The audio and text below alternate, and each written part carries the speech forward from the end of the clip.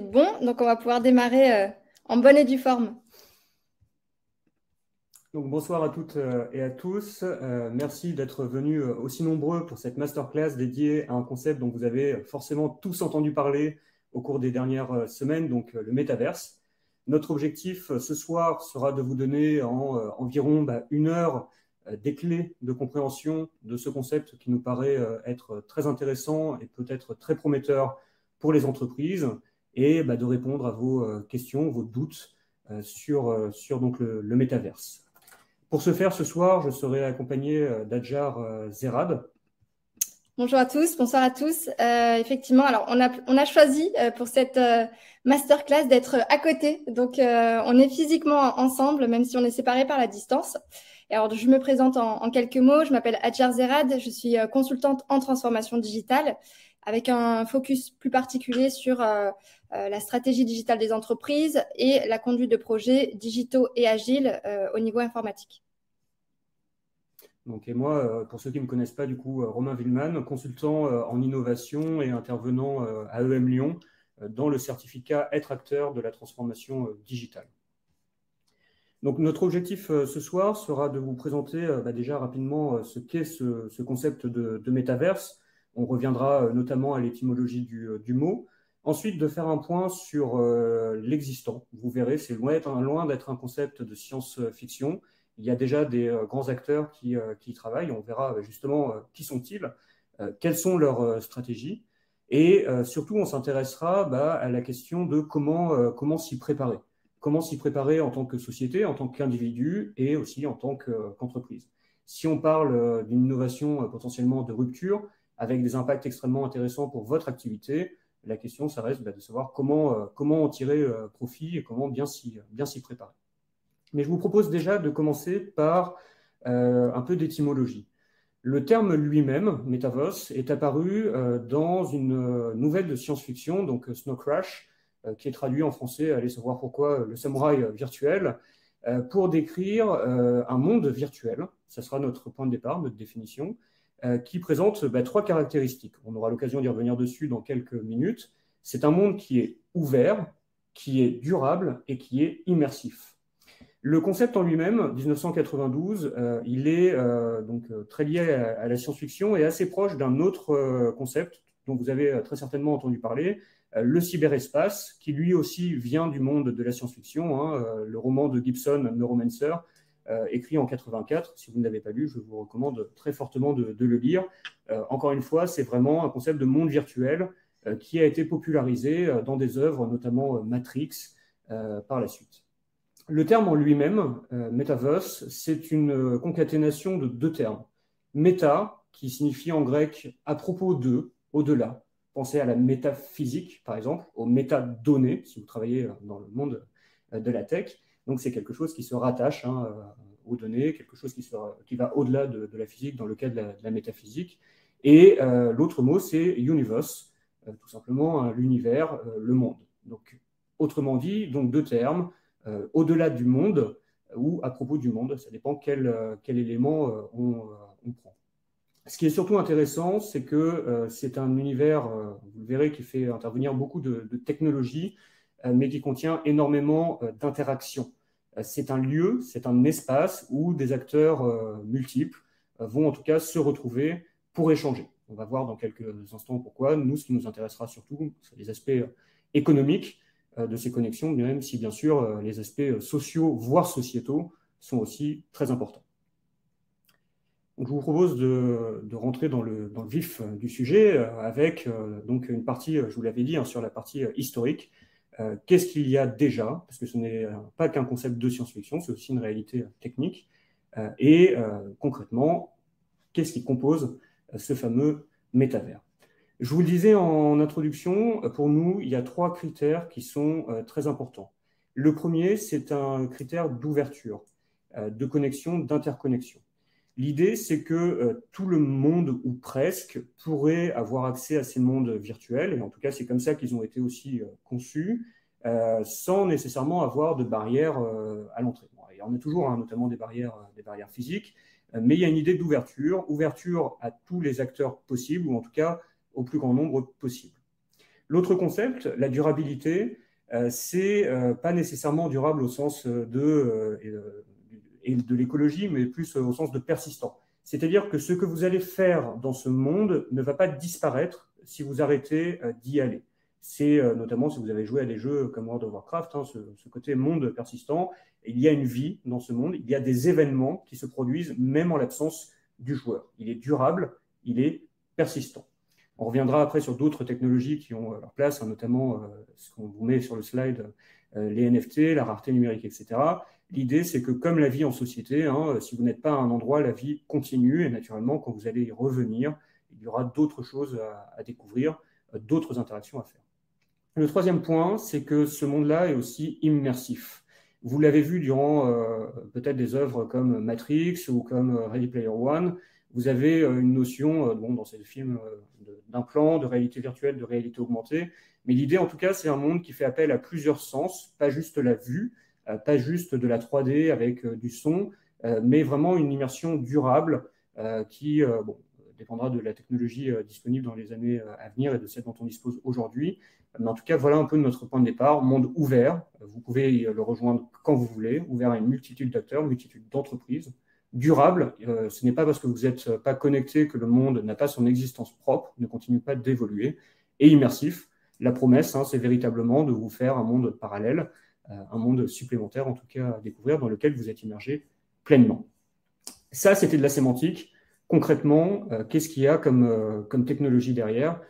Qu'est-ce qu'on peut dire sur ce fameux métavers? J'ai pris le graphe d'une boîte de conseil qui s'appelle Gartner, un conseiller en technologie, qui chaque année en fait fait un classement des technologies et des ensembles de technologies qui leur paraissent les plus prometteurs. Si vous regardez bien, le concept de métavers, il apparaît pour la première fois sur ce Gartner Hype Cycle en 2008. C'est ce que vous voyez au milieu du graphe, hein, avec marqué Public Virtual Worlds, qui reprend à peu près tout ce que je viens de vous décrire dans les rapports du Gartner. Le point intéressant, c'est que si vous regardez où est-ce qu'il est situé, il se situe quelque part entre les technologies qui ont produit des attentes finalement décevantes, des résultats qui ont été décevants par rapport à leurs attentes, et aussi près des technologies où finalement les décideurs ont commencé à tourner la page. La date n'est pas anodine, puisque si vous arrivez à faire un bilan d'une technologie en 2008, ça veut dire qu'elle a au moins 6 ou 7 ans d'ancienneté, et vous verrez, pour nous, la grande date de départ du métaverse, c'est 2003, mais n'anticipons pas les choses. Ce qui est important de toujours considérer, c'est que le métaverse, c'est un ensemble de technologies, c'est un écosystème. On va retrouver d'un côté très hardware, les ordinateurs, les kits de réalité virtuelle peut-être aussi, qui vont permettre de vous y connecter dans le futur, les implants, que sais-je. Bien sûr aussi des infrastructures derrière pour faire fonctionner tout ça, des serveurs qui vont avoir pour objet de faire exister ce monde virtuel d'un point de vue très concret, les connexions, que ce soit de la fibre, de la 5G, peu importe, pour faire fonctionner cet écosystème, hein, ce que vous voyez sur la partie basse de mon graphique. Et ensuite, tout un nombre de logiciels et de services qui vont être déployés sur cet univers-là. Ce n'est pas juste une technologie, vous voyez vraiment ça hein, comme un écosystème de technologies. Ce qui est très intéressant, c'est que potentiellement, et c'est pour ça aujourd'hui qu'on en parle et que la presse spécialisée en parle aussi énormément, c'est que toutes les technologies pourraient éventuellement avoir leur place dans cet écosystème-là. C'est encore une fois un concept qui repose sur l'ouverture, hein, justement, la connexion à des acteurs multiples. Donc, potentiellement, tout le monde essaye aussi de tirer son épingle du jeu. Je vous le disais, c'est un concept qui nous paraît assez ancien, puisque globalement, les 2 premiers metaverses sont apparus la même année, portés par 2 entreprises assez différentes. Au moins l'une d'entre elles, Second Life, vous parle probablement, et du coup, on va justement vous présenter un peu quelques caractéristiques de ces 2 acteurs qui ont été pionniers dans la création de mondes virtuels. Le premier metaverse qui me paraît fondamental, c'est Entropia Universe, qui a été créé par une société suédoise qui s'appelle Mindark. Mindark a été créé en 1999 avec pour objet de créer des mondes virtuels. Ils ont créé un jeu d'exploration spatiale qui est construit autour d'une économie très complexe. Vous avez un système de bourse, vous avez un système d'immobilier virtuel, d'actions, de titres de propriété, Et la particularité, c'est que la monnaie que vous gagnez dans ce jeu est convertible en dollars, à un taux fixe, 10 PED, qui est la monnaie du jeu, est égal à 1 dollar. Le jeu fonctionne depuis maintenant pratiquement deux décennies sans aucun problème. Ce qui est intéressant, c'est que la société joue à fond sur le côté d'ouverture de son monde, puisqu'elle a créé un écosystème et a confié la gestion de planètes dans ce jeu à des sociétés tierces. Aujourd'hui, si votre société veut avoir une planète dans Entropia Universe, c'est possible. Vous allez pouvoir y organiser des événements et ainsi de suite, bien sûr en suivant les modalités qui sont fixées par le propriétaire du monde. La boîte est très sérieuse dans ce domaine-là. Elle est auditée notamment par PricewaterhouseCoopers et surtout, fait intéressant, elle a acquis en 2009 une licence bancaire auprès de la Banque centrale de Suède pour justement être un émetteur de monnaie virtuelle et fournir aux joueurs qui le souhaitent des cartes de crédit qui permettent de dépenser dans le monde réel leurs gains virtuels. Aujourd'hui, le jeu existe toujours avec à peu près 1 millier de joueurs actifs par jour. Le second, c'est Second Life, assez différent. Ce n'est pas nécessairement un monde avec une économie extrêmement structurée, etc. C'est un monde extrêmement ouvert, extrêmement créatif. La particularité, c'est que l'entreprise, donc Linden Lab, qui édite ce jeu, a ouvert un système de script et de création 3D qui permet en fait de créer des objets virtuels et de les vendre contre une monnaie, le Linden Dollar, que les participants peuvent utiliser dans le jeu. Second Life est assez intéressant pour plusieurs raisons. C'est que, encore une fois, comme Entropia Universe, c'est pionniers des métavers. Et surtout, un grand nombre d'entreprises ont poussé des programmes dans Second Life. En particulier, deux d'entre elles pour les citer, Coca-Cola, qui a fait une très vaste campagne de publicité dans le metaverse de Second Life, quelque part aux alentours de 2007, et IBM, qui a poussé via ses consultants la création d'espaces professionnels dans Second Life. La date n'est pas anodine, 2007, un an après, vous avez une des plus grosses crises économiques de l'histoire, la crise des subprimes, qui a sonné le glas de tous ces programmes très volontaristes dans le métavers. Aujourd'hui, néanmoins, le jeu existe toujours et a toujours ses adeptes. Tout ça pour dire quoi? C'est que si on regarde en bout de course 17 ans, 18 ans de métavers, vous avez des choses qui sont intéressantes. Ce n'est pas un concept de science-fiction, c'est des technologies qui existent. Vous avez des acteurs qui sont déjà positionnés dessus, des opportunités qui ont déjà été créées. Je vous dis, vous pouvez vivre potentiellement en jouant Entropia Universe et Second Life. Mais quand on regarde bien, ce n'est pas pour ça non plus que c'est un Eldorado. La plupart d'entre vous, je pense, n'ont jamais entendu parler d'Entropia Universe. Et Second Life, encore aujourd'hui, c'est une niche. Donc, on va en parler, bien sûr, durant la seconde partie de la masterclass. Mais ce qui compte derrière, c'est la stratégie. C'est qu'est-ce que vous mettez en place pour être un acteur pertinent de ces révolutions. Pour compléter notre tour de l'existant, nous allons maintenant nous intéresser donc, aux acteurs qui sont présents sur cette technologie et qui l'exploitent avec succès. Merci Romain. Alors justement, voilà, pour faire la transition, aujourd'hui, on a énormément d'acteurs qui se positionnent sur le métaverse, soit parce que ce sont des acteurs qui ont déjà, comme le disait Romain, une expérience de longue date sur ce secteur de niche, soit qui ont profité en fait de l'essor de nouvelles technologies, la blockchain, les balbutiements aussi autour de l'informatique quantique et de la puissance de calcul, d'autres éléments aussi, voilà, un peu plus poussés en intelligence artificielle.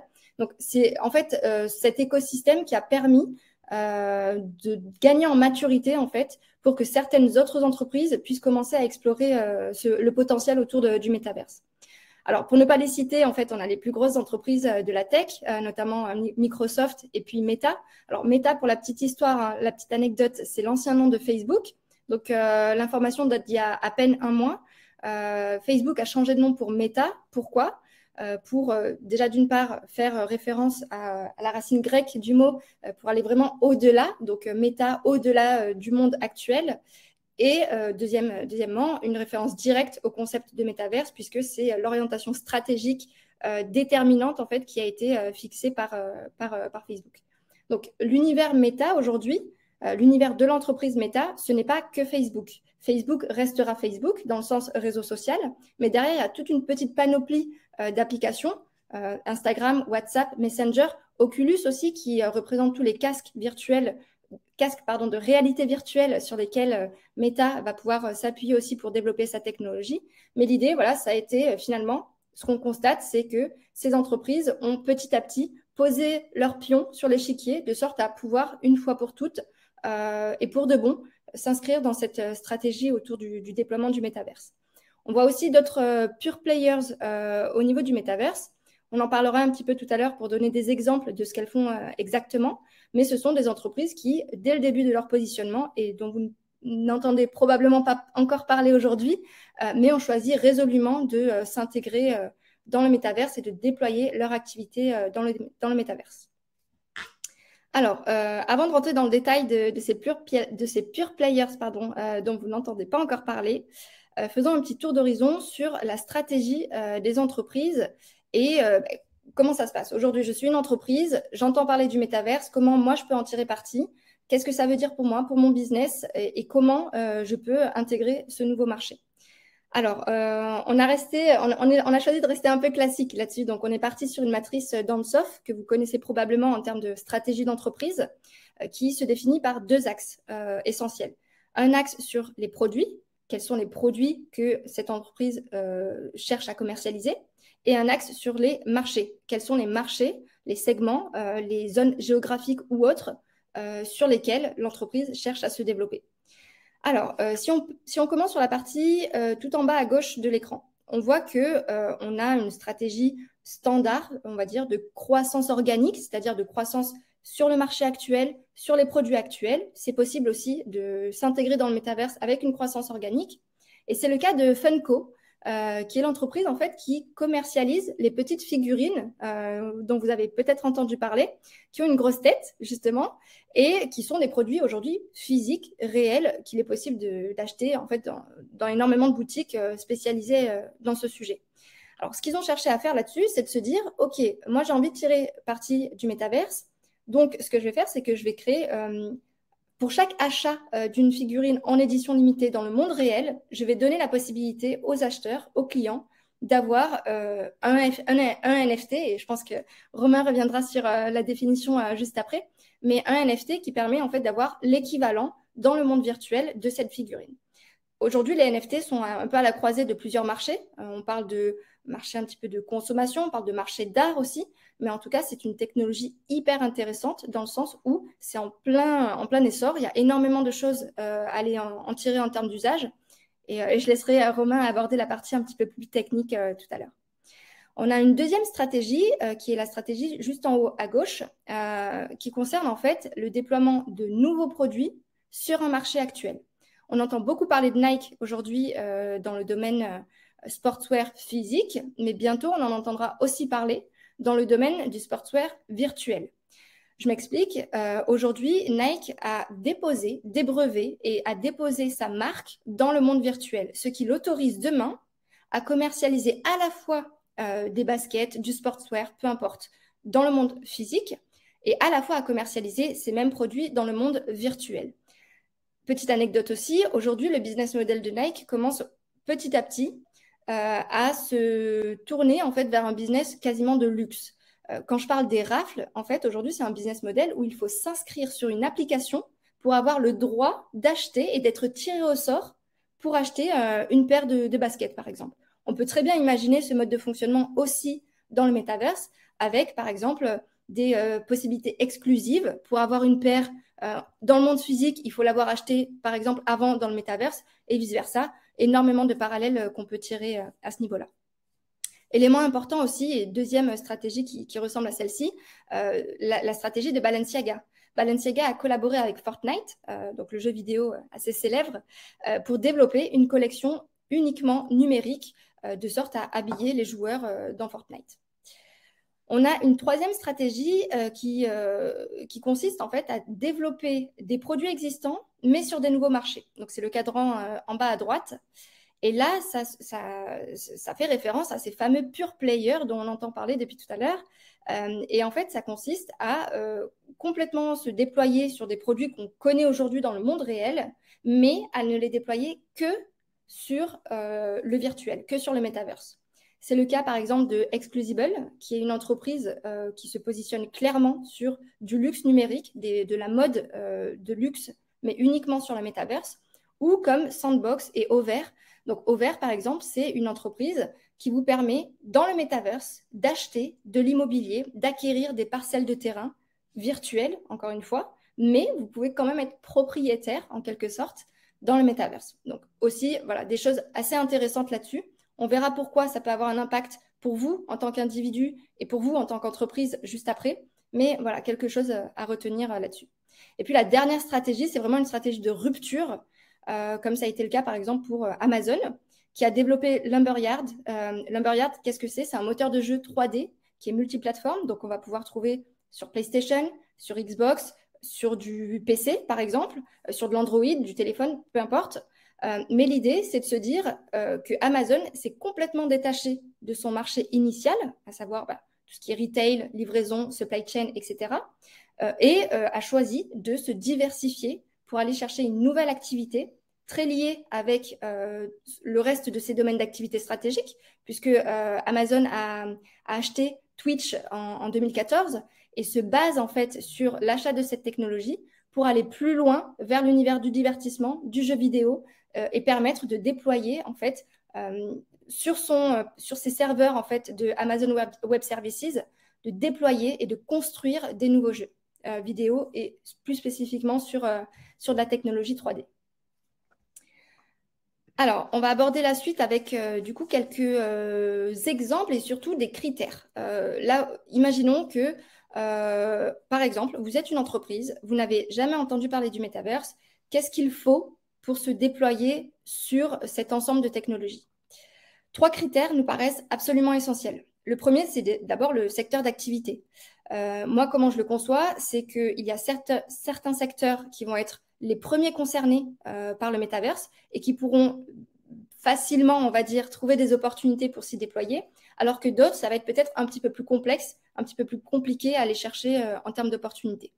Forcément, quand on parle de métaverse, aujourd'hui, les cas d'usage les plus évidents se développent dans le divertissement, et notamment le jeu vidéo, le gaming, etc., le sport, on l'a vu avec Nike par exemple, le luxe également, le retail, mais aussi tout ce qui est musique, contenu artistique, voire même organisation du travail. Pourquoi? Parce que tout à l'heure, on a parlé par exemple de Microsoft qui se déploie aussi dans le métaverse. Hyper intéressant de savoir qu'aujourd'hui, et notamment avec le télétravail, on fait nos réunions sur Teams, sur Zoom, on partage énormément en fait à distance.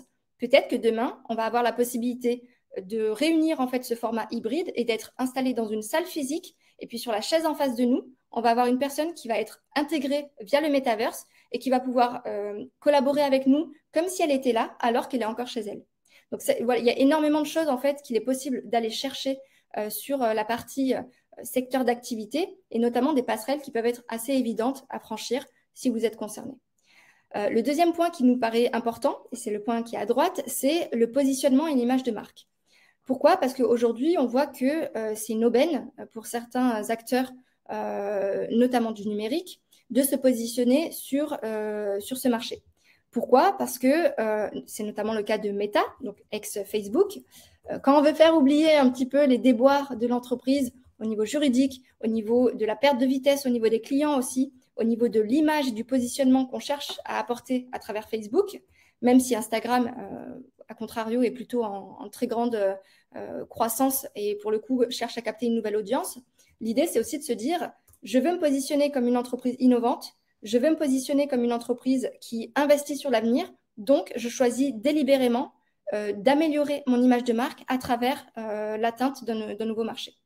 Et puis le troisième point qui nous paraît aussi important et qui vise un peu à relativiser tous les géants de la tech qu'on mentionne depuis tout à l'heure, c'est de se dire qu'il y a une capacité d'investissement qui est nécessaire pour intégrer le métaverse, mais pas que, puisqu'on voit que par exemple pour créer des NFT, aujourd'hui, les frais qui vont permettre de mettre en service le NFT et donc financer la blockchain sur laquelle le NFT est créé peuvent être ridicules. C'est-à-dire que n'importe qui peut créer un NFT, ça peut aller de l'ordre de quelques centimes à quelques milliers de dollars.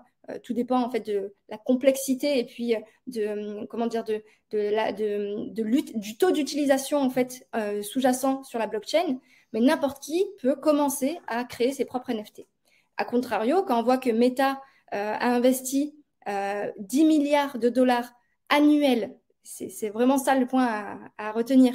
C'est un budget qui est annuel pour chercher des opportunités dans le métaverse. On se dit que voilà, il y a 2 poids 2 mesures, c'est accessible à tout un chacun, mais on voit aussi la force de frappe de certains acteurs qui se positionnent sur cet ensemble technologique.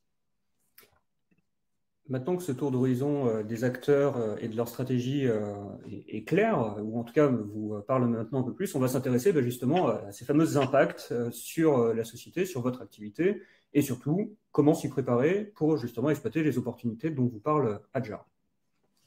Le premier point d'abord, c'est que si on se projette dans les notamment références de science-fiction qui sont très intéressantes, il y a quelque chose à garder en tête, c'est que ce modèle de métavers, c'est un modèle radicalement différent de société, au sens où, globalement, on va être sur une société globalisée. C'est un monde ouvert, donc a priori, tout le monde va pouvoir avoir sa place dessus, et surtout façonné par des acteurs privés. Jusque-là, et ce n'est pas un hasard, on vous a parlé essentiellement d'entreprises, la plupart étant américaines, hein, tout simplement parce que ce sont les acteurs qui sont le plus actifs dessus. Si la tendance actuelle se poursuit, d'ailleurs, ce sont eux qui continueront à garder ce rôle très important. Ça ne veut pas dire nécessairement que l'État n'a pas sa place à avoir, mais en tout cas, pour l'instant, le métavers, c'est un sujet façonné par des acteurs privés. Et d'ailleurs, ce n'est pas un hasard. J'ai mentionné Snow Crash, j'ai mentionné Neuromancer, deux piliers de la littérature qu'on appelle cyberpunk. La littérature cyberpunk, c'est des sociétés globalement dans lesquelles les États en tant que construction ont failli, et donc ont laissé la place à des grandes entreprises, des méga corporations un peu à la japonaise ou ce qu'on a dans les pays d'Asie, qui dirigent absolument tous les aspects de la vie d'un pays. Donc, des acteurs privés extrêmement puissants. Le point positif de ce métavers, c'est que c'est une valorisation très forte des créateurs. Adjar vous en a parlé, hein, l'esthétique, les marques de luxe, la programmation aussi, c'est des activités créatrices. Donc très clairement, les acteurs de ce monde-là aussi demain vont être des acteurs qui créent des choses. Le point, encore une fois, à surveiller d'un point de vue social, c'est que ça va créer des rapports de force et des inégalités entre justement ceux qui créent, ceux qui ont accès à cette infrastructure-là, et les autres. On l'a vu déjà avec le coronavirus et le confinement, on est de plus en plus dans des sociétés à deux vitesses, hein. Les personnes dont le poste est parfaitement dématérialisable peuvent travailler en télétravail sans aucun problème, hein, ce que la presse spécialisée appelle parfois les zoomers, et les autres qui, justement, ont dû avoir chômage partiel et des situations de travail dégradées. Évidemment, selon que vous êtes d'un côté ou de l'autre du rapport de force, votre quotidien et votre capacité à créer de la valeur dans ce métavers-là va être complètement différente. Inégalité également économique. Adjar a mentionné le chiffre des 10 milliards par an de coûts estimés par Meta de son métavers. On parle de coûts, hein, pas de chiffre d'affaires ou de bénéfices. Ça veut dire derrière que vous avez une réalité technique, une réalité économique, des infrastructures qui sont extrêmement structurantes. Et pareil, si vous avez une mauvaise connexion Internet, un accès à du matériel peut-être daté aussi, ça va avoir un impact sur votre capacité à se projeter dans ce métavers-là. Donc ça va être un monde extrêmement intéressant en termes de rapport de force, en termes d'inégalité aussi, avec des choses à surveiller de ce point de vue-là de près. Maintenant, pour redescendre, je vous ai présenté l'aspect société, mais pour redescendre d'un cran sur l'aspect, cette fois-ci, entreprise, le métavers se prépare comme toute démarche de transformation digitale. Pour vous donner concrètement quelques postures concrètes, il me semble que c'est une démarche un peu en 4 étapes, assez classique hein, de la transfo digitale. Ceux qui ont suivi mes cours vont retrouver des éléments qui leur parleront. Le premier, c'est de situer déjà l'importance du metaverse pour l'entreprise. Est-ce que vous êtes un acteur dont l'objet, la mission, la raison d'être, c'est de créer un métavers? Probablement pas. Si vous n'êtes pas Mindark ou Lab, déjà avoir une présence dans un métavers, c'est déjà extrêmement ambitieux. Pareil, si vous n'êtes pas Amazon, vous n'avez pas développé votre propre moteur 3D et vous allez avoir peut-être des approches comme Nike qui sont beaucoup plus basées sur du contenu ou en tout cas sur une présence justement sur ces marchés qui pour l'instant sont encore naissants. Donc, soyons déjà clairs sur l'importance du métavers pour l'entreprise. Ce n'est pas nécessairement une question simple, hein, ça peut l'être pour des structures relativement petites. Et si vous dites, par exemple, vous êtes un opérateur télécom, quelle stratégie pour un AT&T, un Verizon, un Orange? C'est déjà un peu plus complexe à résumer, en tout cas simplement. Et je pense que c'est des acteurs qui vont avoir une place très importante dedans. Donc, ça se prépare aussi, bien sûr, ils ont des gens brillants qui le font, je n'en doute pas. Le deuxième point, beaucoup plus concret, vous le savez, la partie prenante clé d'une transformation digitale, c'est le client. Quelle valeur vous créez pour vos clients en étant présent dans le métavers? C'est une question qui est extrêmement complexe et qui fait la différence entre les projets bien menés de transformation et ceux qui ne le sont pas. Je vais vous prendre un exemple pour vous montrer l'importance de ce point-là. Ubisoft, la semaine dernière, a annoncé lancer des NFT sur une chaîne qui s'appelle Tezos. Leur communiqué de presse, c'est une page où ils disent que des aspects techniques. Quelle chaîne ils ont choisi, quelles sont les caractéristiques techniques de ces NFT, et à aucun moment, ils répondent à la question de pourquoi ils font ça. Quand vous regardez la manière dont les gens réagissent sur les réseaux sociaux, vous avez deux aspects. Vous avez d'une part les personnes qui disent « Ah, ça va être du pay to win, si on ne va pas dépenser d'argent, on va être laissé de côté dans ces jeux-là. » Et ceux qui disent « C'est une catastrophe pour la planète, on va tout détruire. » Si vous n'expliquez pas quelle valeur vous créez avec vos démarches dans justement l'expérience client, qu'est-ce que vous faites pour le client-là, vous allez les laisser de côté sur la route et ça va avoir des conséquences très importantes puisque c'est eux qui vont déterminer ou pas la pérennité de l'entreprise. Maintenant que c'est fait, ensuite, on va être un peu plus sur des aspects internes. C'est qui, en interne ou en externe de votre organisation, sera décisif dans ces projets de transformation. Qui a des compétences pour justement créer des objets virtuels. Vous avez peut-être travaillé avec des métiers qui sont nouveaux pour vous, des designers par exemple, des artistes, des anthropologues peut-être aussi pour quantifier les relations que vont avoir, je ne sais pas, vos personnes dans les objets, dans les mondes virtuels. Qu'est-ce qu'un dress code dans un monde virtuel? C'est des questions très exploratoires et vous n'avez pas de réponse. Hein. Donc peut-être aussi que vous allez devoir embarquer des parties prenantes très différentes de vos activités. Peut-être aussi que vous avez peut-être en interne des personnes très compétentes pour ça. Je pense aux personnes qui travaillent dans les DSI qui vont être en première ligne sur ces sujets-là, puisqu'on reste dans des problématiques d'infrastructure, dans des problématiques d'informatique qui sont très structurantes. Le dernier point qui est ma recommandation pour justement essayer de tirer le plus possible profit de ces opportunités-là, c'est de mettre en place rapidement une maquette, un POC, un Proof of Concept, pour démontrer la pérennité et la viabilité de vos idées à petite échelle, tout en gardant en tête que si vous faites une maquette ou un POC, il faut qu'il puisse avoir un impact sur toute l'organisation. C'est vraiment un autre travers des projets de transformation digitale, c'est d'accumuler des maquettes dans les coins avec un chatbot qu'on rajoute sur une page, sans avoir nécessairement pour volonté de transformer radicalement une organisation. On est encore une fois sur des sujets qui peuvent potentiellement, encore une fois c'est à voir, avoir des impacts radicaux sur votre organisation. Le métavers, s'il est mené tel que les romans de science-fiction le laissent penser, c'est une innovation de rupture. La société de demain sera totalement différente. Donc, il faut aussi prévoir ça dès le moment où vous mettez en place votre POC, de ne pas juste se dire, voilà, on fait une petite maquette pour vérifier si on arrive à vendre 5 000 $ de basket virtuel, mais essayer d'avoir une approche en tout cas un peu plus structurée et d'aligner le POC avec justement les objectifs stratégiques de votre organisation. Et alors pour la suite, justement, là, on s'est dit qu'on avait parlé des impacts sur la société, des impacts sur les entreprises, quelles sont les stratégies qu'elles peuvent déployer pour s'intégrer dans le métaverse. Là, l'idée, c'est aussi de se dire, mais pour vous et moi, des gens lambda, quel va être l'impact réel et est-ce que c'est crédible, est-ce que c'est suffisamment sérieux pour s'y intéresser dès aujourd'hui? Alors, il y a deux choses déjà à regarder. C'est d'une part la maturité de cet ensemble technologique versus ce qui existe déjà, ce qui a déjà été mené. Comme le disait Romain tout à l'heure, il y a des perspectives autour de Second Life, autour du jeu vidéo qui existent déjà aujourd'hui et qui sont directement déployables. Mais concrètement, notre conviction, ou du moins la mienne, c'est de se dire que avant que ce soit diffusé très largement au grand public, il y aura énormément de choses à mettre en place, ne serait-ce qu'en termes de maturité technologique, de maturité en termes de puissance de calcul, etc. Et donc, cette transformation va être très, très lente avant de nous toucher dans notre quotidien, avant de nous concerner directement. Mais on peut voir en fait plusieurs éléments qui vont pouvoir peut-être se déployer ou du moins s'intégrer dans notre quotidien. C'est sur deux points. D'un côté, la sphère plutôt personnelle, d'un autre côté, la sphère plutôt professionnelle. Sur la sphère personnelle, la promesse du métaverse, ou du moins celle qui est clairement affichée par l'entreprise Meta, c'est de se dire que c'est un nouveau moyen de concevoir complètement ces interactions sociales. Donc, on va un cran plus loin que les réseaux sociaux actuels, puisque là, on se dit qu'on s'intègre, on s'immerge dans un monde virtuel où on peut rencontrer nos amis, discuter avec eux, se voir, rencontrer des nouvelles personnes.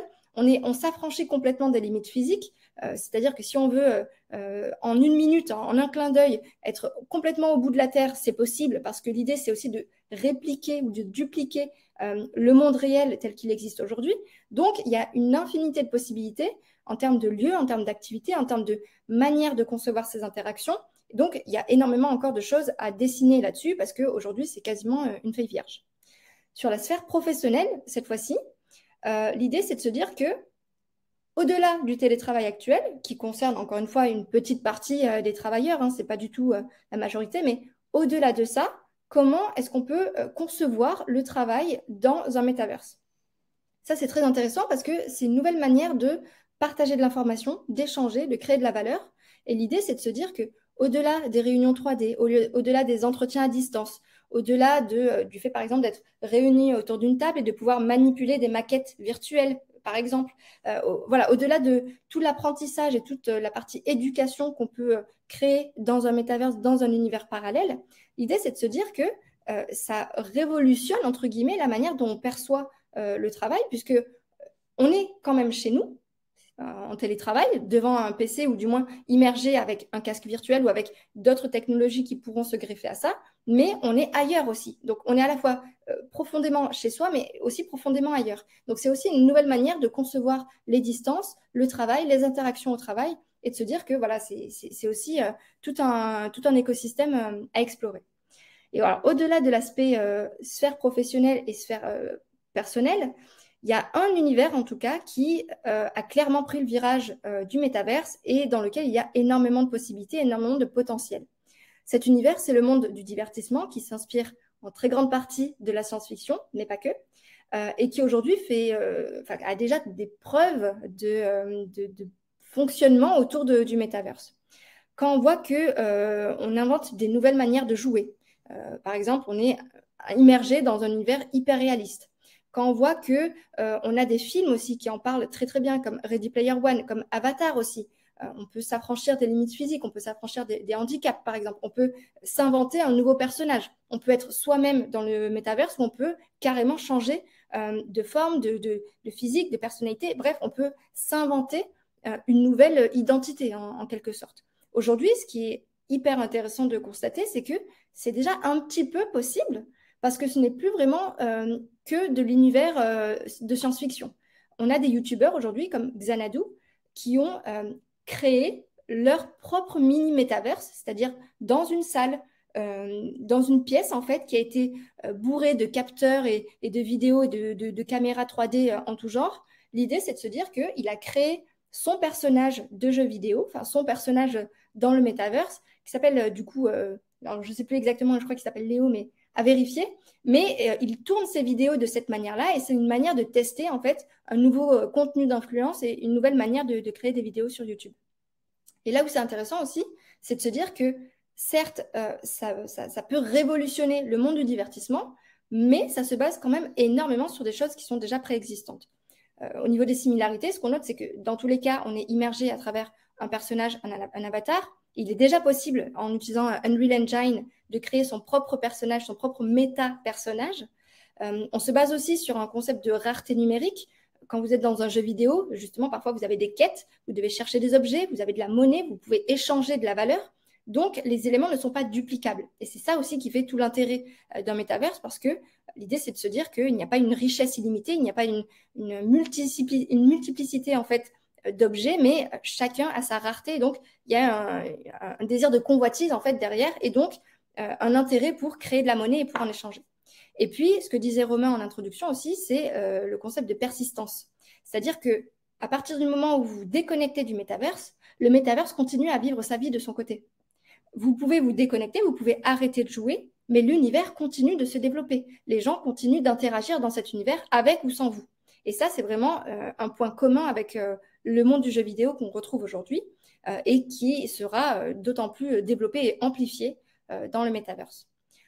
A contrario, ce qu'on peut noter dans les différences fondamentales, c'est que il n'y aura aucune limite en termes de nombre de joueurs, puisque comme on a dit que c'était ouvert à tous, l'idée c'est aussi de se dire que potentiellement n'importe qui, et donc les quasiment 8 milliards d'individus qu'on est sur Terre, peuvent intégrer le métaverse et peuvent développer une vie à côté de leur vie réelle. Et l'idée aussi, c'est de se dire qu'on étend les activités non pas que aux jeux vidéo, on ne se limite pas que aux jeux vidéo, mais on va pouvoir l'étendre à d'autres sphères sociales, personnelles, professionnelles. On pourra passer potentiellement d'un jeu directement à une réunion professionnelle dans le métaverse. On pourra travailler dans le métaverse, gagner de l'argent dans le métaverse. Et l'idée, c'est de se dire aussi que cet argent pourra être converti en vrai argent que vous pourrez utiliser dans la sphère réelle. Un autre point aussi qu'on voit dans le potentiel qu'on peut déployer autour du métaverse, c'est de se dire que aujourd'hui, comme le disait Romain, c'est quelque chose qui est largement capté par des acteurs privés, Mais peut-être que demain, il y aura des cas d'usage qui vont toucher tout un chacun, même ceux qui ne veulent pas, entre guillemets, faire partie de l'univers, du métaverse, mais qui pourront se déployer à travers des initiatives étatiques et gouvernementales. C'est le cas, par exemple, de Séoul, qui a prévu, d'ici 2030, de créer, alors, avec les gros guillemets, une ville émotionnelle, une future ville émotionnelle, avec un investissement de départ de 3 millions d'euros quand même. Mais l'idée, c'est de se dire que ce sera les prémices d'un métaverse gouvernemental, on va dire, ou du moins d'une initiative publique qui permettra de réaliser des actes administratifs simples, de pouvoir déposer des demandes administratives sans vous déplacer de chez vous, d'aller un cran plus loin que simplement déclarer ses impôts en ligne, mais vraiment être face à, par exemple, un avatar ou du moins un personnage du service public qui nous aide dans nos démarches. Et l'idée, c'est de se dire, voilà, de déployer ces cas d'usage encore au-delà avec le tourisme, avec les concerts, les festivals, tout ce qui fait la vie d'une société en fait et la vie dans une ville. Et tous ces actes de citoyenneté pourront potentiellement un jour nous concerner dans le métaverse, mais il faudra encore des dizaines et des dizaines d'années avant qu'on y parvienne de manière plus sérieuse.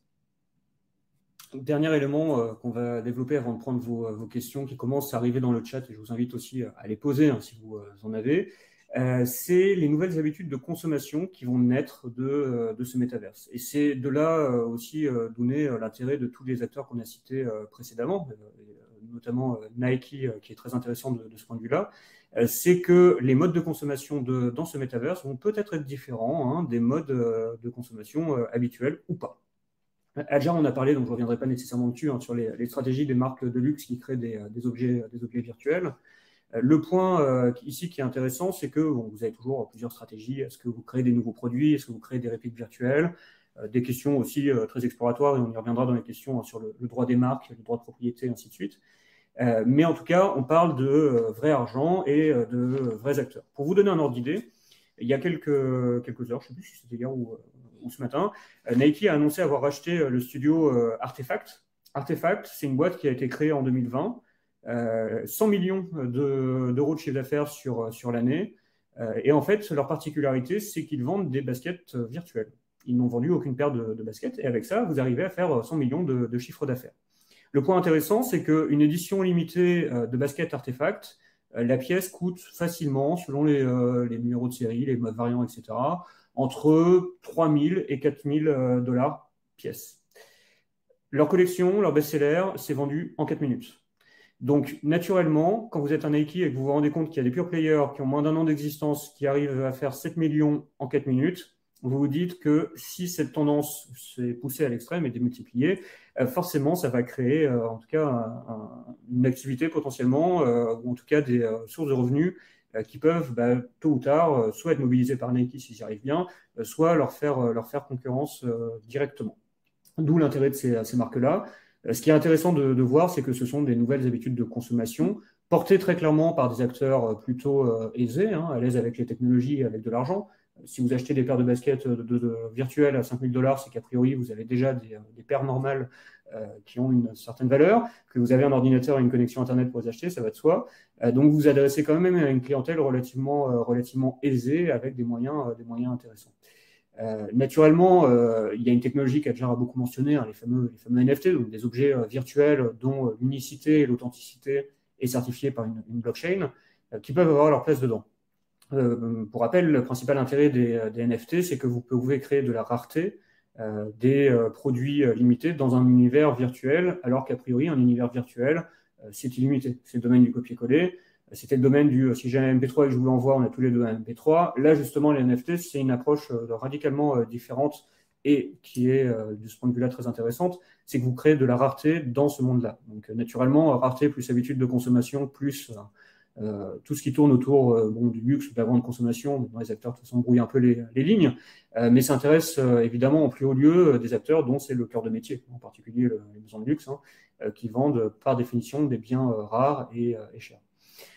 Donc c'est des sujets à suivre de très près. Ensuite, un autre point, c'est que naturellement le coronavirus a montré, mais on ne sait pas de quoi demain sera fait. On va peut-être aussi aller dans des contextes où les possibilités que l'on peut faire dans le monde réel vont être peut-être limitées, contraintes. Quand on dit le confinement, les couvre-feux, c'est la nouvelle norme. Bon, c'est une vision du futur qui est assez particulière aussi. Est-ce que ça veut dire que la mode doit disparaître? Non. La mode fera sa mue, hein, bien sûr. Le luxe fera sa mue. Certains analystes très éclairés parlent de metawear pour désigner justement toutes ces habitudes de consommation de mode et de sportswear dans le monde virtuel. Et en tout cas, c'est des sujets qui sont regardés de très près par les marques, dont le cœur de métier, hein, c'est la relation avec leurs clients. Un point aussi qui est hyper intéressant et qui concerne le dernier point qui est mentionné sur la slide, c'est le cas de Lil Miquela sur Instagram, qui est littéralement un personnage qui n'existe pas. C'est une adolescente virtuelle qui a sa propre page Instagram et qui comptabilise déjà plus de 3 millions de followers, d'abonnés. Donc c'est assez exceptionnel aussi de se dire que demain, peut-être, dans le métaverse, on aura des personnages qui n'existeront pas, qui seront des avatars, mais qui seront des superstars et qui auront un poids décisif en fait dans les habitudes de consommation, que ce soit dans le monde réel ou dans le monde dans le métaverse. Mais derrière, voilà, il y a énormément en fait de business à aller chercher au niveau de ce marché qui a un potentiel vraiment considérable, quoi. Je vous remercie pour votre attention. C'était, je l'espère, intéressant et vous avez appris des choses. En tout cas, c'est le but. On termine bien sûr pas la conversation ce soir et on va commencer à traiter les questions. Donc, on a identifié quelques-unes d'entre elles qu'on va traiter avec Adjar. Adjar, je te propose de commencer du coup à traiter les questions qui t'intéressent. Et moi aussi. On ne pourra peut-être pas répondre à toutes les questions s'il y en a énormément. En tout cas, n'hésitez pas. On a beaucoup de questions qui tournent autour de la régulation, donc ça, on va couvrir ce sujet-là, l'impact environnemental. Je te laisse commencer par ces questions. Je commence par la première, du coup. Alors, on a la question de Aziz. Alors, la première question, qu'en est-il de l'espace régulatoire? Est-ce que les institutions vont devoir investir pour réguler les identités virtuelles ou les transactions?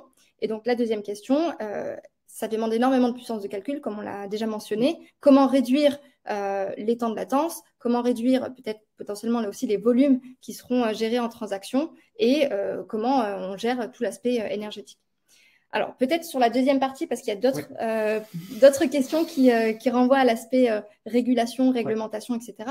Sur la deuxième partie autour de l'environnement, c'est clair, aujourd'hui, on n'est pas prêt pour déployer un vrai métaverse. Pourquoi? Parce que, ne serait-ce qu'en termes de maturité technologique, il ne sera pas possible, dans l'état actuel, de gérer autant de transactions, autant de données, autant de latence en termes de chargement de page, puisqu'on est quand même dans un monde qui se veut en 3D, qui se veut immersif, et donc qui se veut le plus réaliste possible.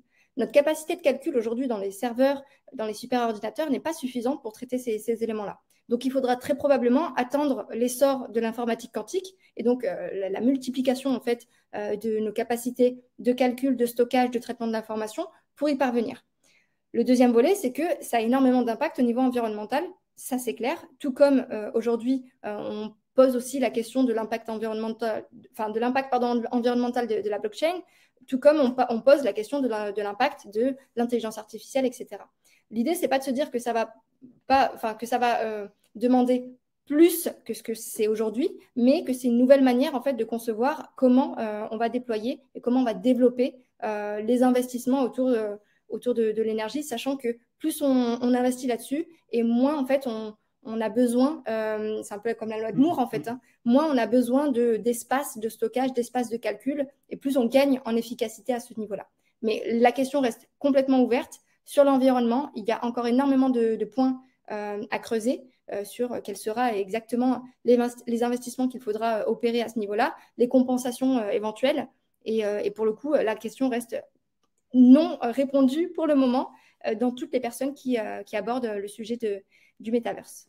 Pour faire le pont avec la deuxième partie de la question d'Aziz et cette question aussi de l'écologie, qui est vraiment un sujet très important, ce qu'il faut voir, et Adjar l'a dit, et je réinsisterai dessus, c'est qu'on est sur des innovations qui vont avoir potentiellement des impacts très forts sur nos modes de fonctionnement. Donc la question, c'est pas est-ce que c'est bon ou mauvais pour la planète, mais c'est surtout quel est, en bout de course, le bilan. Si on fait une réunion dans le métaverse, au lieu de la faire dans les bureaux de l'entreprise qui sont situés à la Défense, ok, la réunion va polluer, c'est sûr, mais peut-être que je n'aurais pas pris ma voiture. Peut-être qu'en ne prenant pas la voiture, je n'aurais pas eu aussi un accident qui allait tuer une personne et détruire des choses, etc. Donc la question, c'est quel est le coût final de toutes ces mutations-là. Et ça, encore une fois, bon, c'est compliqué et c'est des domaines aussi qui sont en construction. Par contre, évidemment, bien sûr, comme toute activité humaine, l'informatique pollue et donc il y aura des enjeux très importants dessus. Sur la question de la régulation, pour faire partie, donc, avec qu'en est-il de l'espace lié à la régulation, et aussi avec une autre question de Mehdi qui est très proche, est-ce qu'il y a des règles dans le métaverse et qui va les définir? Puis la question de Gérard aussi, finalement, quelle est la position du régulateur? Donc pour l'instant, toutes les questions qu'on a, c'est principalement de la régulation. Bon, la vision macro, c'est de se dire le métavers, comme tous les sujets technologiques, va procéder de la manière suivante. Vous allez toujours avoir un temps d'attente, un temps pendant lequel les innovateurs vont innover, ils vont faire leurs choses, et après le régulateur va rattraper. C'est pas nouveau, ça a toujours été comme ça dans l'histoire des technologies et dans l'histoire de l'informatique aussi, et dans l'histoire des technologies. Je vais prendre un exemple, quand les voitures ont été inventées, il n'y avait pas de feu rouge, il n'y avait pas de code de la route. C'est normal, ça n'existait pas. Donc forcément, c'est une construction, et encore une fois, la loi évolue, là-dessus, il n'y a pas de problème. Donc, qui fait les règles et est-ce qu'il y en aura? La réponse est oui, bien sûr, il y en aura.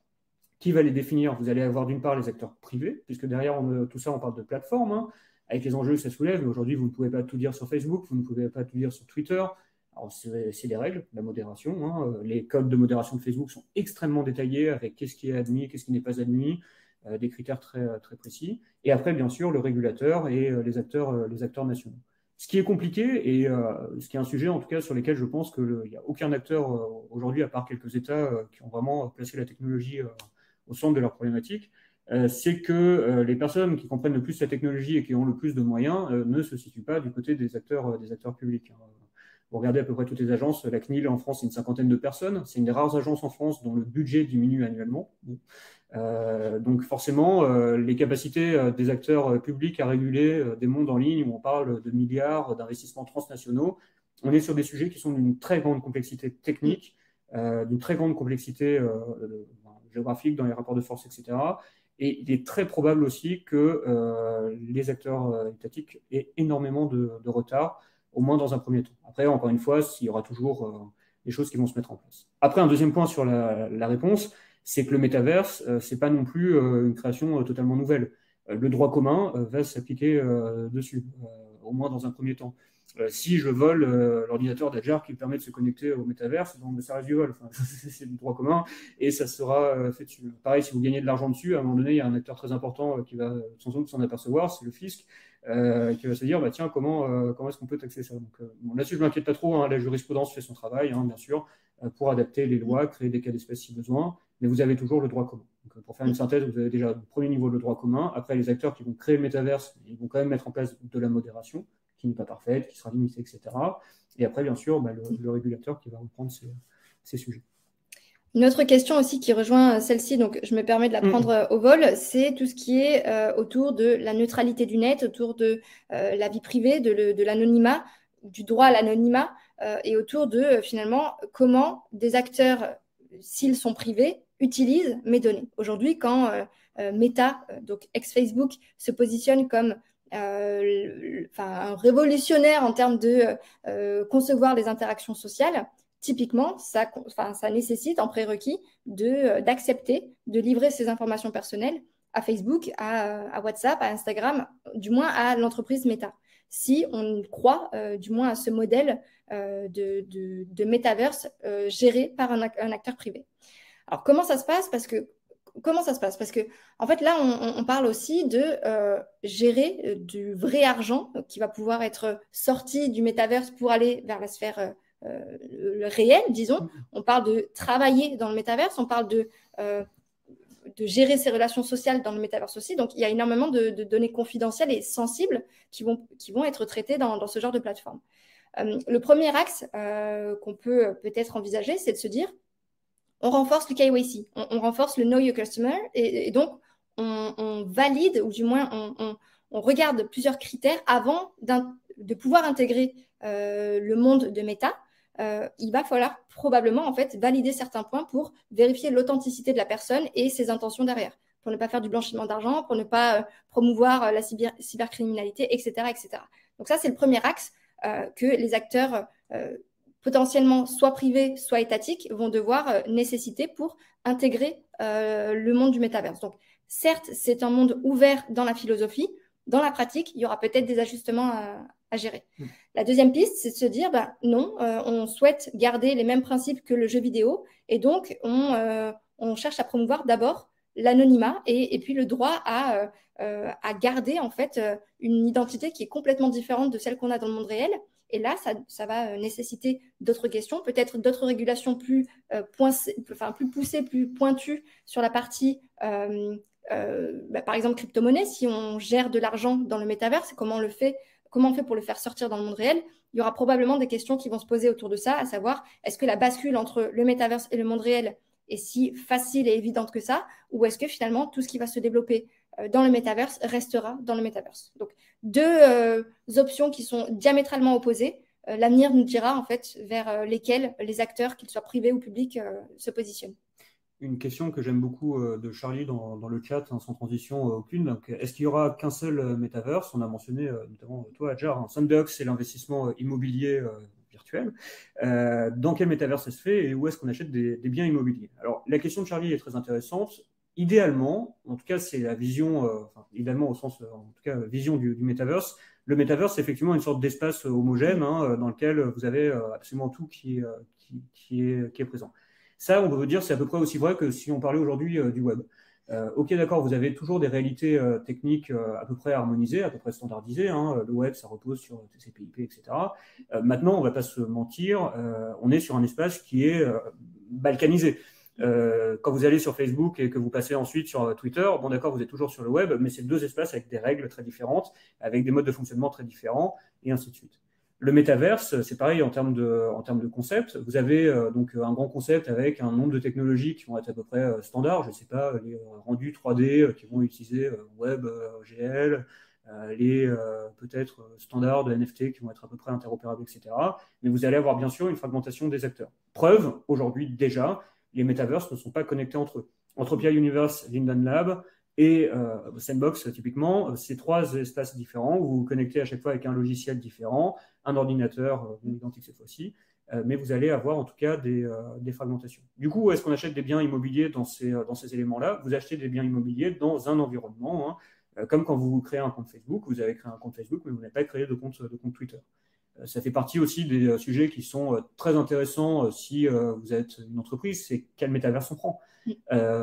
Tout comme quand vous accompagnez des artistes ou des entreprises sur une stratégie blockchain, quelle blockchain on prend? C'est des questions qui sont très intéressantes, qui seront peut-être un jour l'équivalent de quel langage de programmation on prend pour coder notre application. Hein. C'est à peu près la même chose. Vous avez des standards, mais malheureusement pas un standard. Exactement. Et je pense d'ailleurs que, alors sans vouloir essayer d'anticiper parce qu'on n'a pas de boule de cristal, mais moi je pense sincèrement qu'on va bientôt peut-être s'orienter vers des métaverses oligopolistiques captés par quelques géants de la tech qui ont les capacités d'investissement suffisantes pour pouvoir déployer leur propre plateforme, leur propre service, leur propre concept de métaverse et qui seront probablement face à des tentatives de métaverse public si certains États souhaitent s'en donner les moyens. C'est le cas de la ville de Séoul. Ce sera peut-être le cas d'autres pays, d'autres villes aussi.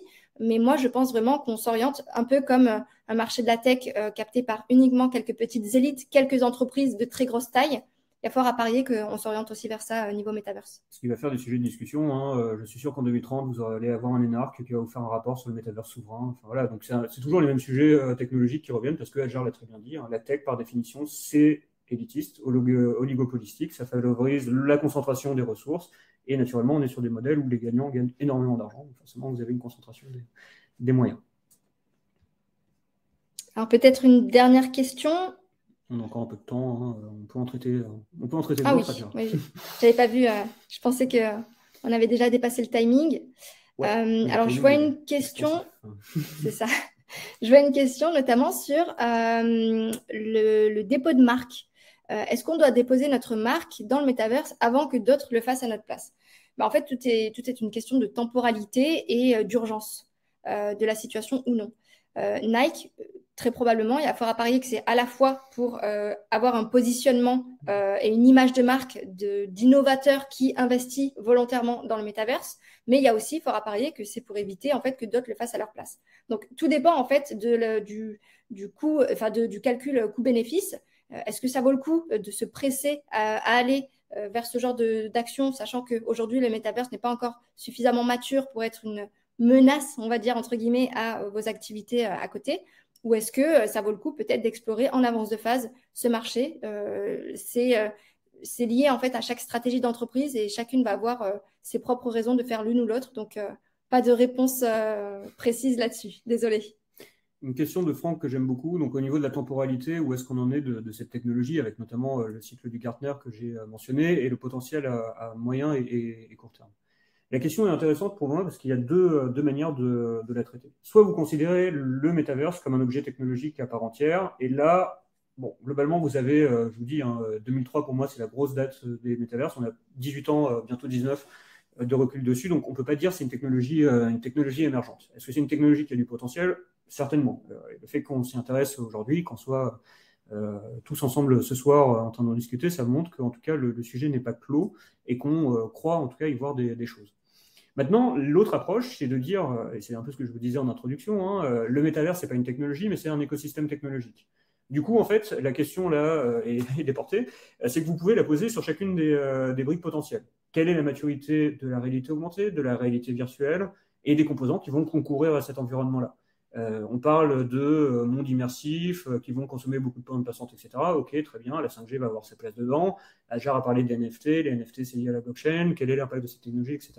Ce qui est compliqué, c'est que potentiellement, on est sur une vision vraiment holistique de la technologie, au sens où tous les composants technologiques peuvent avoir leur rôle à jouer dans ce métaverse. Donc du coup, là, la question de la maturité, elle est démultipliée. D'un point de vue business aujourd'hui, vous avez un marché, très clairement. Vous avez des acteurs qui y sont présents avec des stratégies plus ou moins diverses. Je vous dis, un artefact, 100 millions de chiffre d'affaires sur des baskets virtuelles. Pour moi, on n'en est qu'aux prémices. Et le fait que Artefact, justement, a été racheté par Nike, qui n'est pas quand même une entreprise connue pour être amateur ou tendre en matière de communication et de marketing, ça montre que vous avez énormément d'intérêts et de ressources qui convergent vers ce métaverse. Alors, est-ce qu'il y a d'autres questions qu'on pourrait traiter?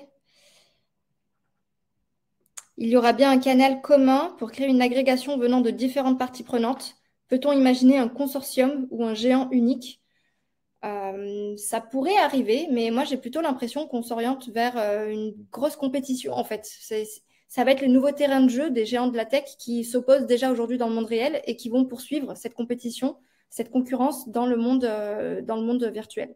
Donc, à moins qu'il y ait un intérêt à créer des accords interentreprises, interétatiques, je ne pense pas qu'on aboutisse à un consortium en tant que tel, parce que les enjeux économiques sont bien trop gros en fait pour ne pas vouloir prendre le gâteau tout entier. Ouais. Une autre question que je vois dans le chat, donc chaque acteur qui est présent dans le métaverse peut avoir une identité floue, une identité réelle avec des avatars derrière. D'un point de vue droit, est-ce qu'on a des réflexions sur la responsabilité de ces acteurs-là, justement, qui sont anonymes? La question de Gérard est intéressante à plusieurs niveaux. La première, c'est pas tellement la notion d'identité, vous avez des flous, on parle parfois d'identité abrasive, en gros, on peut les enlever, mais c'est surtout la question de la personne qui est derrière qui fait ça. Même si Adjar a parlé de l'influenceuse virtuelle, globalement, les identités sont toujours liées à des êtres humains. Et en fait, quand vous commencez à vous poser la question de l'appartenance, c'est que les forces de l'ordre, les acteurs en tout cas, qui ont besoin d'en connaître, se posent la question de qui est derrière. L'anonymat que vous mentionnez, justement, c'est pas ça. On est sur des mondes où vous avez une identité. Vous n'êtes pas anonyme.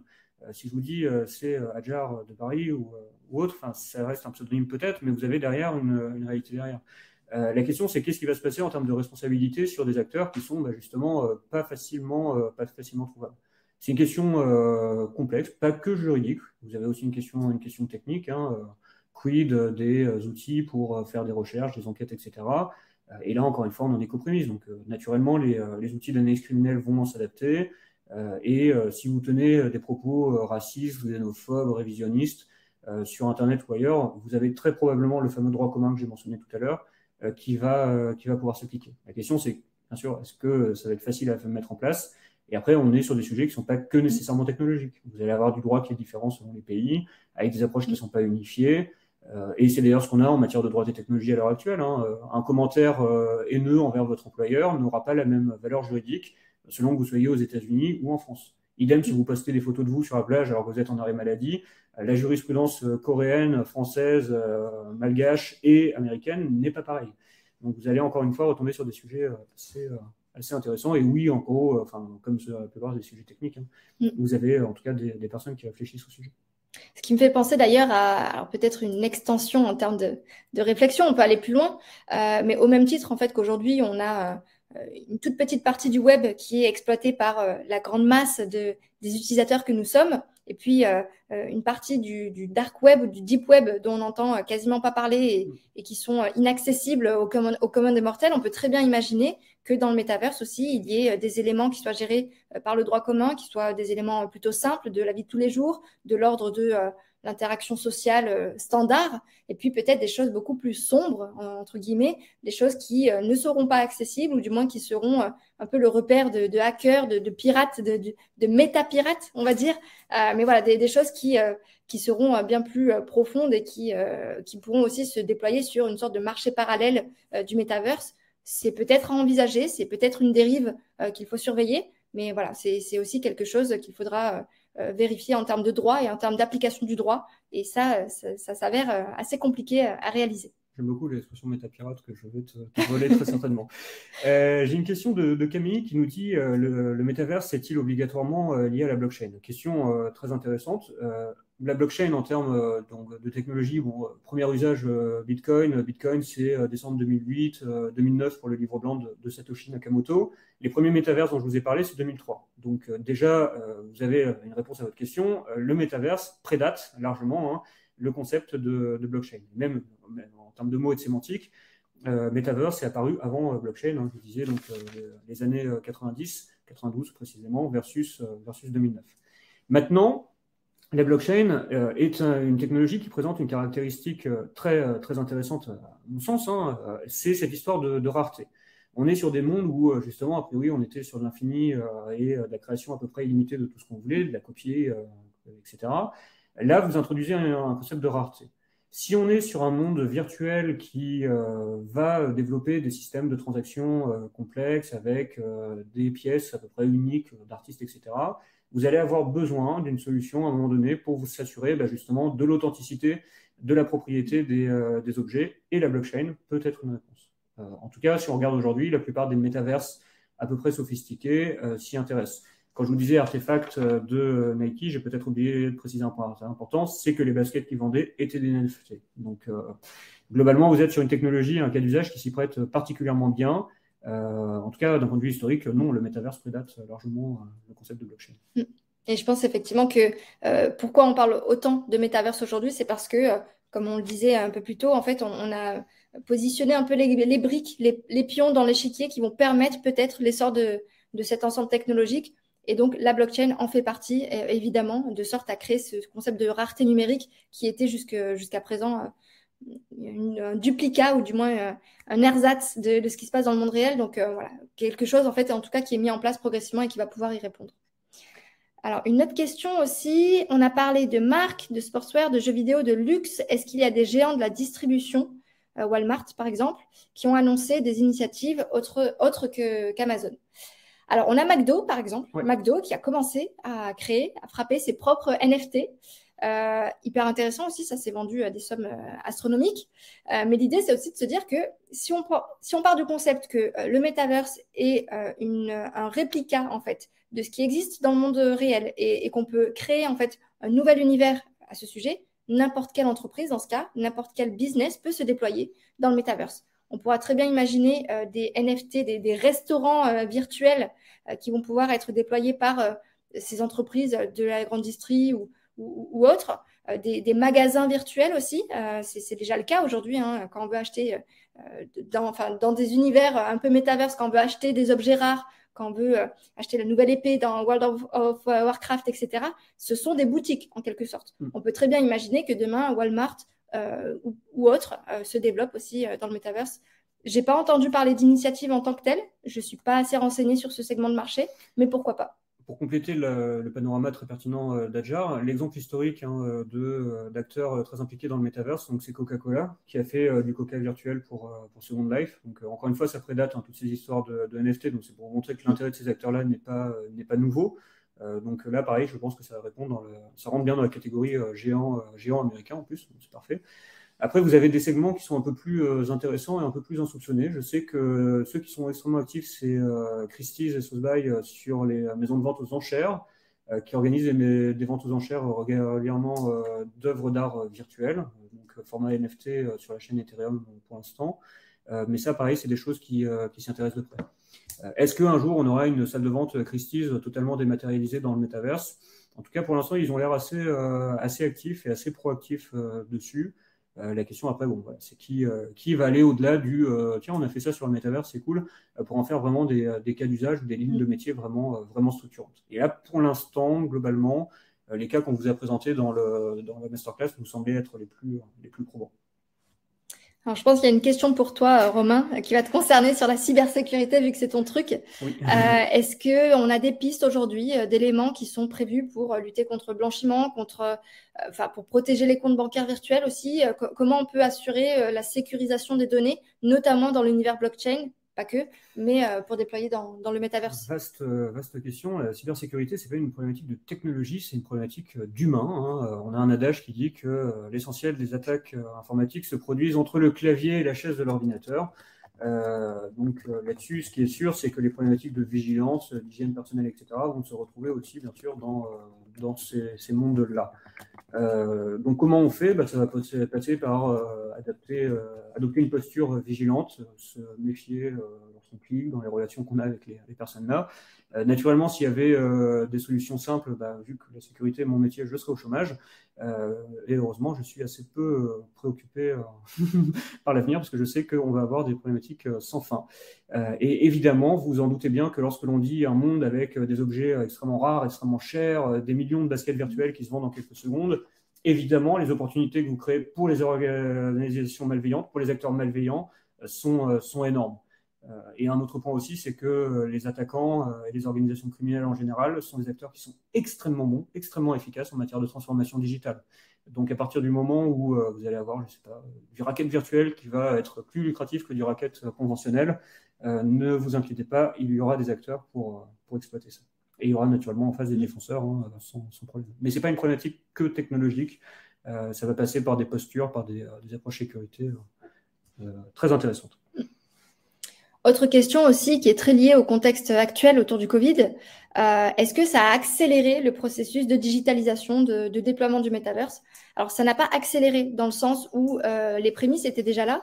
Bien avant le Covid, bien avant en fait, même ne serait-ce que tout l'essor des réseaux sociaux. Hein, on avait des éléments, ou du moins des balbutiements autour du métaverse qui étaient bien avant tout ça. Est-ce que ça a accéléré? Alors, pas le Covid en lui-même, mais les circonstances, oui, puisque ça a permis de déployer et de banaliser, de normaliser le recours au télétravail, de normaliser une conception différente des relations sociales à distance, de normaliser aussi tous les concepts en fait dont on entend parler dans le fait de ne pas forcément prendre l'avion aussi fréquemment qu'avant, de faire des choses en virtuel et à distance plutôt que de se déplacer. Ça a permis à des petits business, et ça rejoindra une question qu'on va traiter juste après, mais ça a permis à des petits business de commencer à se digitaliser. Le coiffeur du coin qui commence à gérer ses rendez-vous en ligne, les éléments un peu rudimentaires, mais de paiement en ligne, de gestion de la clientèle, d'échange, de CRM, etc. Donc, ça a été un catalyseur, c'est sûr, et ça a permis justement d'aboutir à ce qu'aujourd'hui on entend autant parler, mais l'ensemble technologique était là sous-jacent et bien avant ça, donc il n'y a pas d'alignement des planètes, ça s'est fait naturellement. C'est ça, et le point clé du discours d'Edgar, c'est vraiment catalyseur. Globalement, le Covid-19, alors ça dépend quel morceau on le prend, mais ça n'a pas été une surprise. La perspective d'une épidémie mondiale qui va couper toutes les communications, c'est en place depuis les grosses épidémies de SRAS et de grippe aviaire. Hein, ça s'appelle les plans pandémie dans les entreprises. Donc on avait déjà vu un futur potentiellement qui allait ressembler à ça, et on s'y est préparé activement. Les technologies aujourd'hui nous permettent juste, par contre, d'être beaucoup plus efficaces dans l'organisation de ce fameux télétravail et autres. Et donc forcément, hein, c'est des choses qui ont explosé et qui ont largement bénéficié de circonstances particulières. Mais c'est absolument pas une nouveauté et absolument pas un grand dessin ou un grand plan, mais des circonstances en tout cas particulièrement favorables. On a une question que j'aime bien de Bougari, c'est pour un particulier ou une petite entreprise, il me semble aujourd'hui difficile d'investir dans le métaverse. Alors, il y a beaucoup de manières de prendre cette question. Il y a le mot investir au sens financier du terme. C'est très facile d'investir dans le métaverse. Vous prenez n'importe quelle entreprise qui vous propose d'acheter des actions, vous achetez du Microsoft, vous êtes positionné sur le métaverse. Parce que c'est un acteur aujourd'hui avec Minecraft, Mesh notamment, et HoloLens qui est incontournable. Idem sur Facebook ou autre, vous êtes sur des acteurs qui sont relativement faciles à trouver. Je pense que c'est plus dans le sens occuper le terrain que investir financièrement. Là, encore une fois, ça dépend comment, justement, c'est ce que je vous disais, comment vous voyez votre rôle dans cette technologie. Si vous avez pour ambition de faire un métaverse, ouais, effectivement, ça va être un peu compliqué, où il va falloir une bonne vision et des VC qui vont vous appuyer, parce qu'a priori, vous n'allez pas faire ça, encore moins en temps particulier, et en petite entreprise, ça va être très complexe. Néanmoins, les freins à l'entrée, si vous voulez être présent dessus et occuper le terrain d'une manière ou d'une autre, c'est relativement abordable. Hein. Vous pouvez trouver des mondes virtuels, hein, Second Life, un abonnement, c'est quelques dollars. Vous pouvez créer vos premiers modèles virtuels sur Second Life sans problème. Si vous êtes versé dans l'écosystème blockchain qu'on a beaucoup mentionné ce soir, mais qui ne se réduit pas à toute la richesse du sujet, pareil, des sandbox, des Decentraland, etc., c'est quand même relativement simple, relativement accessible aussi en termes financiers. Donc ça, non, vous pouvez y aller. Et aussi, la question, c'est comment est-ce que vous allez créer de la valeur. Artefact, hein, c'est une boîte qui a moins d'un an d'existence. En moins d'un an d'existence, ils se sont fait racheter par Nike quand même. Donc, c'était pas la multinationale de 154 000 employés présente sur 18 continents. Ça, c'est sûr.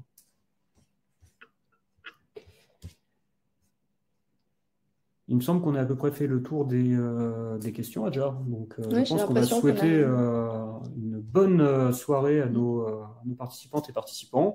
On espère en tout cas que ça vous a ouvert des perspectives sur des sujets qui, à titre personnel, vous l'aurez compris, nous passionnent. Bonne soirée. Merci à tous.